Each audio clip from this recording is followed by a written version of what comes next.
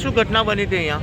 ઘટનામાં એવું છે કે આ બમ્પર જે બનાવેલો છે પ્રશાસને, એ પ્રશાસને બમ્પર પર પટ્ટા જ નહીં પાડ્યા, તો જેથી કોઈને દેખાતા જ નહીં કે બમ્પર છે કે શું છે.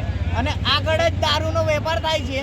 જે રીતે દારૂનો વેપાર થઈ રહ્યો છે એ રીતે લોકો પીને અહીંયા જ એક્સિડન્ટ કરી રહ્યા છે. આગળ એક્સિડન્ટ થઈ રહ્યા છે. આની પહેલાં બી એક એક્સિડન્ટ થયું હતું, એમાં છોકરો મરી ગયો. અત્યારે એક્સિડન્ટ થયું, એ છોકરો સિરિયસ છે. તમે જોઈ શકો ગાડીમાંથી 4 થી 5 ક્વાર્ટર નીકળ્યા છે. તો પ્રશાસને એનું ધ્યાન આપવું પડે. પોલીસ પ્રશાસનને બી જણાવવાનું કે તમે બી ધ્યાન આપો. જે ઘટના બની એનામાં કેટલા ઈજા થયા છે? ઈજા તો ખાસી થઈ છે. છોકરાને કમરથી ડેમેજ થઈ ગયો છે. છોકરો હજુ બી આઈસીયુમાં છે. કાલ ઉઠીને મરી જશે તો આ પાર્ટી થોડી જવાબદારી લેશે જેની ગાડી છે.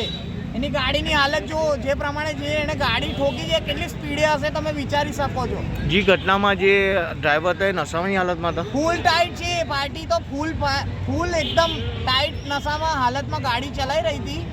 અને પાર્ટીને ઊભું રહેવાના બી હોશ નહોતા. આપનું ગાડીમાંથી કમસે કમ અડધી પેટી જેટલો દારૂ મળેલ છે. આપનો પરિચય? યશ પરમાર, શ્રીહરી ટાઉનશીપ.